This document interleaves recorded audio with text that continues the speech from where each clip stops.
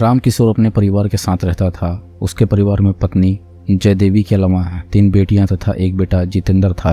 राम किशोर के पास थोड़ी सी खेती की जमीन थी, उसी से वो अपने परिवार का भरण पोषण करता था। राम किशोर की आर्थिक स्थिति भले ही कमजोर थी, लेकिन समाज के लोग उसकी बहुत इज्जत करते थे। वह बिरादरी की पंचायत का मुखिया था। राम किशोर अपनी बड़ी बेटी का विवाह औरैया जिले में कर चुका था। राम किशोर की 3 बेटियों में संध्या मंझली बेटी थी। वो अपनी अन्य बहनों से कुछ ज्यादा ही तेज तर्रार थी। वह खूबसूरत तो थी ही, संध्या जितनी खूबसूरत थी उतनी ही चंचल और पढ़ने में तेज थी। हाई स्कूल की परीक्षा पास करने के बाद वो आगे पढ़ना चाहती थी, लेकिन उसके माँ बाप ने उसे आगे पढ़ाने से साफ मना कर दिया था। मजबूरन उसे पढ़ाई छोड़नी पड़ी। इसके बाद वह माँ के साथ घरेलू काम में हाथ बटाने लगी। संध्या पर वैसे तो कई युवक फिदा थे, लेकिन पड़ोसी गांव नगरा का रहने वाला 23 वर्षीय विनीत उर्फ जीतू उसके नजदीक आने के लिए कुछ ज्यादा ही उतावला था। विनीत के पिता धनाढ्य किसान थे। गांव में उनका दबदबा था। विनीत आवारा किस्म का युवक था। वह बाप की कमाई पर ऐश करता था। उसने गांव के कई हम उम्र लड़कों से दोस्ती कर रखी थी। संध्या के भाई जितेंद्र से भी विनीत उर्फ जीतू की जान पहचान थी। कभी कभी दोनों के बीच गपशप भी हो जाती थी। ऐसे ही एक रोज सुबह को विनीत संध्या के घर आया और घर के बाहर पड़ी कुर्सी पर बैठ गया। फिर संध्या के भाई जितेंद्र से उसकी बातचीत होने लगी। संध्या उस समय चबूतरे पर झाड़ू लगा रही थी। उसकी नजरें विनीत से टकरा जाती तो वह मुस्कुरा देता। यह देखकर संध्या नजरें झुका लेती। विनीत के मन में आया कि वह उसके सौंदर्य की जी भरकर प्रशंसा करे, मगर संकोच के झीने पर्दे ने उसके होंठों को हिलने से रोक लिया। हालांकि उसके मन मस्तिष्क में जज्बातों की खुशनुमा हवाएं काफी देर तक हिलोरे लेती रही। विनीत के मन मस्तिष्क में इधर सुखद विचारों का मंथन चल रहा था, उधर संध्या के दिलो दिमाग में एक अलग तरह की हलचल मची हुई थी। उन्हीं विचारों में खोई संध्या भाई के कहने पर किचन में गई और 2 कप चाय बनाकर ले आई। उस रोज संध्या के हाथों की बनी चाय पीते समय विनीत की आंखें लगातार उसके स्वाभाविक जिस्म का जायजा लेती रही। दिन के उजाले में ही विनीत की आंखें उसके हुस्न के दरिया में डूब जाने के सपने देखने लगी। इस मुलाकात में संध्या की मोहब्बत की आस में उस पर ऐसी दीवानगी सवार हुई कि वह उसे अपनी आंखों का काजल बना बैठा। कुछ ही दिनों में आंखों से उठकर संध्या ने विनीत की रूह में आशियाना बना लिया। विनीत जैसा ही हाल संध्या का भी था। रात को वह सोने के लिए लेटती तो विनीत का मुस्कुराता चेहरा पलकों में आकर छुप जाता। संध्या का स्वयं के प्रति रुझान देखकर विनीत की उसके प्रति दीवानगी बढ़ती गई। जब भी उसे संध्या की याद आती वह उससे मिलने के लिए उसके घर पहुंच जाता। विनीत को देखकर संध्या का चेहरा खिल उठता। वह उसका दिल खोलकर स्वागत करती। प्रेम बंधन में स्वतंत्रता तो देता है, लेकिन सामाजिक वर्जनाएं अप्रत्यक्ष रूप से दीवार की तरह खड़ी होने लगती है, जिन्हें प्रेमी युगल अक्सर नजरअंदाज कर भावनाओं में बहते रहते हैं। बाद में उसके परिणाम बड़े भयावह होते हैं। वैसे प्यार पाना व देना हर व्यक्ति चाहता है। यह बहार हर व्यक्ति की जिंदगी में जरूर आती है, लेकिन कुछ की जिंदगी में यह आकर ठहर जाती है, जबकि कुछ की जिंदगी से बिना स्पर्श किए निकल जाती है। कुछ ऐसे भी होते हैं जिनकी जिंदगी इस बहार से गुलजार होती है, ठहरती भी है। यही हाल संध्या और विनीत की जिंदगी का भी हुआ। जब दोनों का प्यार परवान चढ़ा तो संध्या के माता पिता को शक हुआ, लेकिन संध्या और विनीत ने मिलना जुलना बंद नहीं किया। अंततः संध्या की हरकतों से परेशान उसके माता पिता उससे सख्ती से पेश आने लगे। एक रोज शाम के धुंधलके में संध्या के भाई जितेंद्र ने संध्या व विनीत को गांव के बाहर बगीचे में हंसते बतियाते देख लिया। उसने उस समय तो संध्या से कुछ नहीं कहा, लेकिन कुछ देर बाद जब वह घर लौटी तो जितेंद्र ने उसकी पिटाई की। फिर गुस्से से बोला, संध्या तू क्यों घर की इज्जत नीलाम कर रही है? उस आवारा गुंडे जीतू से तुझे इश्क फरमाते शर्म नहीं आती? कान खोल कर सुन ले, आज के बाद तू उससे नहीं मिलेगी। उस रोज भाई की पिटाई से आहत संध्या काफी देर तक सिसकती रही। उसके बाद माँ जयदेवी कमरे में आई और उसके आंसुओं को पोंछते हुए बोली, बेटी तेरा भाई तेरा दुश्मन नहीं है। उसने तुझसे जो भी कहा वह सही है। जीतू आवारा लड़का है, ऐसे लड़कों से दूर रहने में ही भलाई है। भाई की डांट डपट और माँ की नसीहत ने संध्या के मन में हलचल पैदा कर दी। वो सोचने लगी कि शायद माँ और भाई सही कह रहे हैं। अतः उसने निश्चय कर लिया कि अब वह विनीत के झांसे में नहीं आएगी और उसे दूरी बनाकर रखेगी। संध्या ने जो सोचा उस पर अमल करना भी शुरू कर दिया। अब वह विनीत से कन्नी काटने लगी।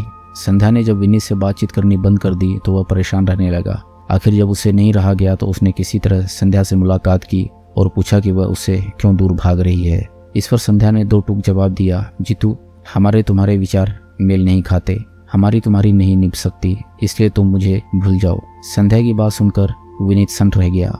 उसके प्रेम संबंधों को संध्या ने एक ही झटके में तोड़ दिया। इसके पहले कि वह गुस्से से बेकाबू होता, संध्या वहां से चली गई। विनीत उसे देखता रह गया। घर पहुंचने पर विनीत को लगने लगा कि संध्या ने उसके प्रेम को यूं ही नहीं ठुकराया, जरूर उसके जीवन में कोई दूसरा आ गया होगा। वह दूसरा कौन है वह इसका पता लगाने में जुट गया। एक रोज संध्या उसे अपने खेत पर दिखी। कुछ देर बाद वह वापस जाने लगी तो विनीत ने उसका रास्ता रोक लिया और पूछा, क्या तुम्हारे जीवन में कोई दूसरा आ गया है? संध्या ने तपाक से कहा, हाँ आ गया है, तुम्हें क्या करना है? संध्या ने उसे साफ कह दिया कि अब उसका उससे कोई वास्ता नहीं है, वह उसके रास्ते में न आए। संध्या के तीखे तेवरों से विनीत पूरी तरह टूट गया। उसके मन को गहरी चोट लगी। विनीत के 3 जिगरी दोस्त थे, आनंद, रंजीत व अतिवीर। दोस्तों को जब उसकी हालत का पता चला तो उन्होंने विनीत को समझाया कि तेरे लिए लड़कियों की कमी नहीं है, जीवन में ऐसे मोड़ तो आते रहते हैं। लेकिन विनीत अपना आत्मविश्वास खोता जा रहा था और प्रतिशोध की आग में जलने लगा था। विनीत अब जब भी दोस्तों के साथ बैठकर शराब पीता तो संध्या की बेवफाई की चर्चा जरूर होती थी। बात बेवफाई से शुरू होकर प्रतिशोध पर खत्म होती थी। चूंकि उसके दोस्तों को मुफ्त में शराब पीने को मिलती थी, सुबह विनीत की हाँ में हाँ मिलाते थे और उसका साथ देने का वादा करते थे। एक रोज विनीत अपने दोस्तों रंजीत, आनंद व अतिवीर के साथ गांव के बाहर बगीचे में बैठा शराब पी रहा था। तभी उसे खेत की तरफ से आती संध्या दिखाई दी। वह खेत से टोकरी में आलू लेकर लौट रही थी। संध्या को देखकर विनीत अपने दोस्तों के साथ उसके पास पहुंचा और उसे छेड़छाड़ी करने लगा। विनीत के साथ 3 दोस्तों को देखकर संध्या घबरा गई। वह आलू की टोकरी फेंककर सिर पर पैर रखकर घर की ओर भागी, लेकिन उन शैतानों ने उसे पुनः पकड़ लिया और उसके नाजुक अंगों के साथ छेड़खानी करने लगे। संध्या चीखने चिल्लाने लगी। उसकी चीख सुनकर खेतों पर काम कर रही महिलाएं व पुरुष उसकी तरफ दौड़े। तब ये चारों उसे छोड़कर भाग निकले। संध्या आंसू बहाते घर पहुंची और अपने साथ हुई छेड़खानी की बात अपने माँ बाप व भाई को बताई। घर वालों ने उन लोगों से झगड़ना उचित नहीं समझा और वे संध्या को लेकर थाने पहुंच गए। उन्होंने संध्या की तरफ से विनीत व उसके साथियों के विरुद्ध छेड़खानी की रिपोर्ट दर्ज करा दी। पुलिस ने त्वरित कार्रवाई करते हुए विनीत, रंजीत, आनंद व अतिवीर को पकड़ लिया और जेल भेज दिया। 1 सप्ताह के अंदर ही उनकी जमानत हो गई। इस घटना के बाद संध्या डरी डरी सी रहने लगी। अब वह जहाँ भी जाती अपनी छोटी बहन सालू को साथ लेकर जाती थी। इधर जमानत पर आने के बाद विनीत को पता चला कि संध्या अब गांव के संजय नामक युवक से प्यार करती है। यह पता चलते ही विनीत प्रेम प्रतिशोध के लिए उतावला रहने लगा। उसने निश्चय किया कि संध्या यदि उसकी नहीं हुई तो वह उसे किसी और की भी नहीं होने देगा। उसने प्रतिशोध की बात दोस्तों से साझा की तो वह विनीत का साथ देने को तैयार हो गए। इसके बाद विनीत व दोस्तों ने संध्या की हत्या की योजना बनाई। साथ ही तमंचा व कारतूसों का भी इंतजाम कर लिया। एक शाम योजना के अनुसार विनीत उर्फ जीतू शराब की बोतल लेकर अपने दोस्त आनंद, रंजीत व अतिवीर के साथ गांव के बाहर खेत पर पहुंचा। विनीत लोडेड तमंचा कमर में खोसे था। वहां बैठकर चारों शराब पीने लगे। जब अंधेरा घिरने लगा तब विनीत ने आनंद के फोन से संध्या को फोन कराया। आनंद ने संध्या से बात की और कहा वह और विनीत उससे माफी मांगना चाहते हैं। दोनों छेड़खानी के मुकदमे में उससे समझौता करना चाहते हैं। संध्या ने पहले तो इनकार कर दिया, लेकिन जब आनंद ने उससे पैर छूकर माफी मांगने की बात कही तो वह राजी हो गई। इसके बाद उसने अपनी छोटी बहन सालू को साथ लिया और माँ से जंगल जाने की बात कहकर घर से निकल पड़ी। अंधेरा घिर आया था, इसलिए उसने टॉर्च भी ले ली थी। छोटी बहन सालू के साथ संध्या गांव के बाहर खेत पर पहुंची। वहां आनंद और विनीत के अलावा रंजीत व अतिवीर भी थे। खेत पर विनीत व आनंद ने मुकदमे से संबंधित कोई चर्चा नहीं की और न ही माफी मांगी।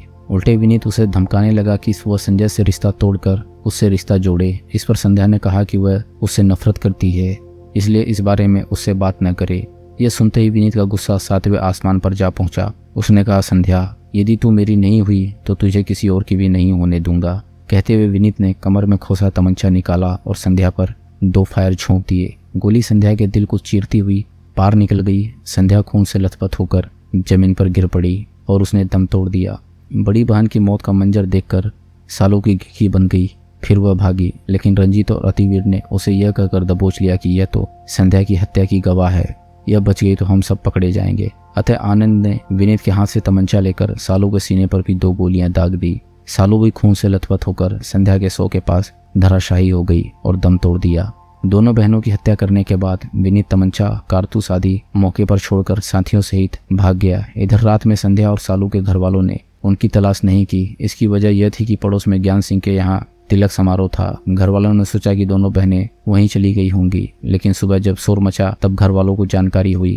पुलिस ने अभियुक्त विनीत उर्फ जीतू, रंजीत, आनंद तथा अतिवीर को कोर्ट में रिमांड मजिस्ट्रेट के समक्ष पेश किया, जहां से उन्हें जेल भेज दिया गया। दोस्तों, अगर आपको कहानी पसंद आ रही हो तो वीडियो को लाइक करें और चैनल को सब्सक्राइब करें। हम ऐसी मज़ेदार कहानियाँ आपके लिए लाते रहेंगे।